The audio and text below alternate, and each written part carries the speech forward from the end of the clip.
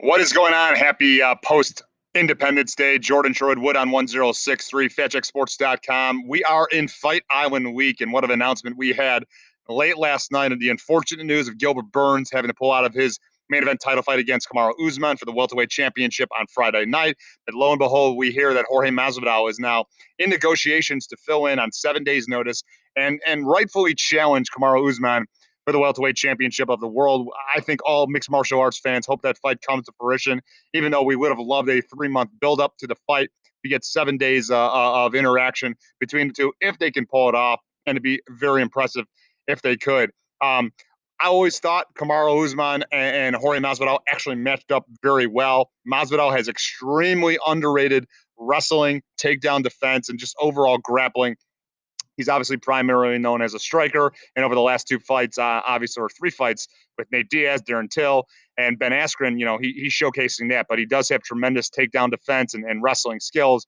But looking at it, 7 days notice, we've always felt Kamaru Usman is a difficult matchup for him, particularly because of the ability to push pace for 5 rounds, the ability to keep the fight standing if he wants, or to get the fight to the ground. And we really believe that if Jorge Masvidal has a shot to win this fight, it's going to be early, and it's going to be a difference-making strike that would give him an opportunity to win. So we're still waiting to hear on the odds on that, or if that fight actually is going to come to fruition. But until that time, Fight Island, we're doing film study now. We do have 4 selections already pinpointed. We're going to wait a little bit later in the week, just to release those. Obviously, there's so much variable going into a fight week like this, with the 40-hour quarantine required after travel, multiple COVID testing that's going to be taking place, the time difference that's going to play a factor into a lot of people. If we're going to tease anything about Fight Island and the direction we're going, the Russians are coming.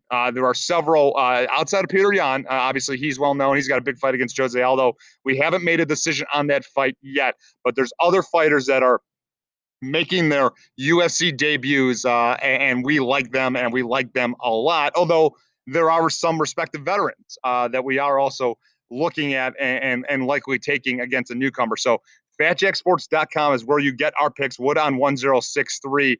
We have 4 fights already pegged to decide upon, and we'll be taking a look at the main card and obviously have a decision, have a thought on Kamaru Usman, Jorge Masvidal, if it does come to existence, because we'd love to see it, whether it be in Abu Dhabi, maybe perhaps a multiple location set. This one taking place in Las Vegas, or perhaps they don't get it together and they have to do it down the line. The one thing we were leaning very early on Max Holloway, despite the percentages of challengers after they had lost the title in a rematch. The champion usually comes out, I think, since 2012, 83% of the time, since UFC won 61 or 62% of the time.